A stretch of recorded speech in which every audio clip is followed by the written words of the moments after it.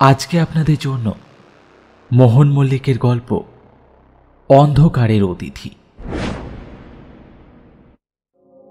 1905 সালের কথা।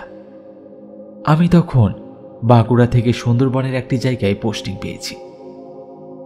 বন দপ্তর বিভাগে হিসাব রক্ষকের চাকরি। আগে সুন্দরবন কখনো যাইনি, তাই নতুন জায়গায় যাওয়া নিয়ে ভয়ের সাথে একটু রোমাঞ্চ অনুভব করছিলাম। ট্রেনে এবং বাসে করে আমার দপ্তরের কাছাকাছি জায়গায় যখন এসে পৌঁছালাম তখন প্রায় সন্ধে। বাস থেকে নেমে একজন বুড়ো লোককে জিজ্ঞাসা করলাম, আচ্ছা, রুদ্রপুর এখান থেকে কত দূর? বুড়ো আমার মুখের দিকে চাইল, তারপর বলল, রুদ্রপুর যাবেন? সে তো মাইল 5 পথ। তা সেখানে আপনার কাজ কি? আমি বললাম, আগে আমি বন দপ্তরে কাজ করি, সেখানে নতুন পোস্টিং পেয়েছি। বুড়ো বলল, ও, তো এখন ধর গরুর গাড়ি পাবেন না, পায়ে হেঁটে যেতে হবে। সাবধানে যাবেন বাবু। বুড়ো আর কিছু না বলে চলে গেল। ভীতু আমি নই, তবে সন্ধে হয়ে যাওয়ায় গাটা একটু ছমছম করছিল। কারণ একে তো নতুন জায়গা, তার উপর পায়ে হেঁটে এই অন্ধকারে অন্তত 5 মাইল রাস্তা আমাকে যেতে হবে। এক জায়গায় বসে চিড়ে আর গুড় খেয়ে হাতে টর্চটা জ্বালিয়ে হাঁটতে শুরু করলাম। কাঁচা রাস্তা হলেও রাস্তার অবস্থা ভালো। দুই দিকে জঙ্গল আর ফাঁকা মাঠ, তাছাড়া আর কিছু নেই। প্রায় 3 মাইল হেঁটেছি মনে হয়। হঠাৎ দেখলাম ডান দিকে কিছুটা দূরে একটা আলোর রেখা। ভাবলাম বন দপ্তরের কোনো অফিস হবে, তাই দেরি না করে রাস্তা থেকে নেমে সেই দিকে যেতে শুরু করলাম। মনে মনে ভাবলাম, যাক, এই অফিসে আজকে রাতটা কাটিয়ে কাল সকাল সকাল নিজের দপ্তরে চলে যাব। কিন্তু যখন সেই আলোর কাছে পৌঁছালাম একটু অবাক হলাম।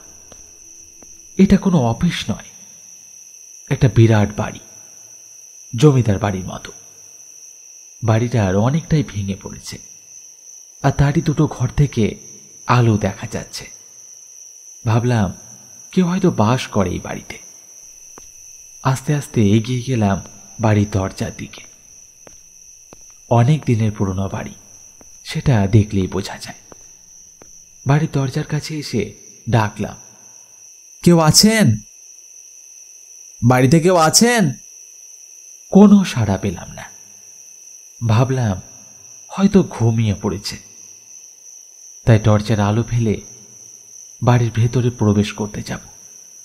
এমন সময় হঠাৎ করে আলোগুলো নিভে গেল এবং তার সাথেই একটা ভয়ানক আওয়াজ। মানে কোনো হিংস্র প্রাণী যখন তার শিকারকে ঝাঁপড়ে ধরে, সেই প্রাণীটি যেভাবে চিৎকার করে সেই ধরনের চিৎকার।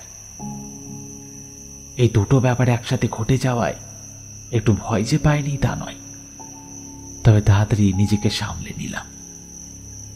হঠাৎ করে আলো কেন নিভে গেল আর চিৎকারটাই বা কোথা থেকে এলো, কোনো কিছুই আবিষ্কার করতে পারলাম না।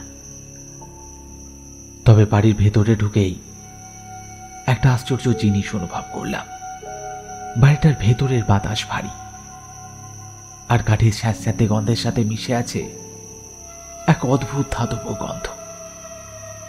চারিদিকে টর্চ ফেলে দেখলাম বাড়িটা ঠিক মাঝ বরাবর একটা বড় বারান্দা চলে গেছে, আর তার দুই পাশেই 3টে করে ঘর। সবগুলোরই দরজা জানালা সব ভাঙা, আসবাবও কিছু নেই। এবার আমার ভয় করতে শুরু করলো। এই বাড়িতে কিছুক্ষণ আগে আলো দেখেছিলাম, কিন্তু এখানে যে কোনো মানুষ বাস করে তার তো কোনো চিহ্নই নেই। তবে তবে আলোগুলো কিসের? বাড়িটার বিভিন্ন ঘর ঘুরতে ঘুরতে একদম শেষের ঘরে এসে পৌঁছালাম। ঘরটার দরজা আছে। দেখলাম দরজাটা হালকা ভেজানো। একটু ঠেলা দিতেই ভয়ানক আওয়াজ করে দরজাটা খুলে গেল।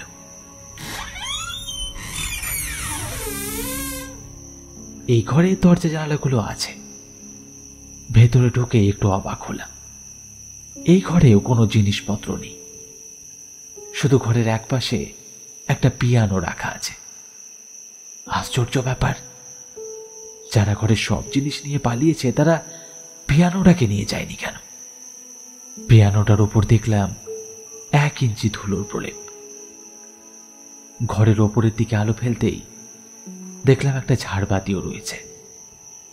একসময় যে খুব চমৎকার দেখতে ছিল এই ঝাড়বাতি, এখনো তা আন্দাজ করা যায়। ঝাড়বাতিটা দেখতে দেখতে আমি ঘরের একদিক থেকে আর একদিকে যাচ্ছিলাম। হঠাৎ উল্টো দিকে হাঁটার ফলে আমি সেই পিয়ানোর ওপর হুমড়ি খেয়ে পড়লাম।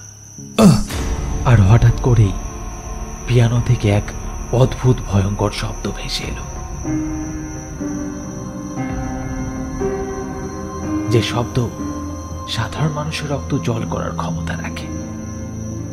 আরো আশ্চর্যের ব্যাপার, আমি পিয়ানোর উপর থেকে সরে এলেও সে পিয়ানো কিন্তু বন্ধ হলো না। সে নিজে থেকেই বাজতে শুরু করলো। মনে হলো কি যেন সে পিয়ানোটা বাজাচ্ছে। এই ব্যাপার দেখে আমি আর নিজেকে ঠিক রাখতে পারলাম না। টর্চটা আমার হাত থেকে পড়ে গেল। আমার মনে হলো আমার প্রাণ এই পিয়ানোর ভয়ানক আচরণে বেরিয়ে যাবে। তবে এরপর যা ঘটল তারও ভয়ানক। হঠাৎ করেই ঘরের ঝাড়বাতি জ্বলে উঠল, আর আমি সেই আলোতেই দেখলাম একটা ছায়ামূর্তি পিয়ানোর পাশে দাঁড়িয়ে আছে। তার হাত পিয়ানোর ওপর। ধীরে ধীরে মূর্তিটা ঘুরল আমার দিকে। তার মুখটা ছিল ফ্যাকাশে, আর চোখ দুটো থেকে যেন আগুন বেরোচ্ছিল। এই দৃশ্য দেখে আমি কি করব ঠিক করতে না পেরে এক লাফে ঘর থেকে বেরিয়ে এলাম। আর তার সাথে শুনতে পেলাম এক ভয়ানক হাসি।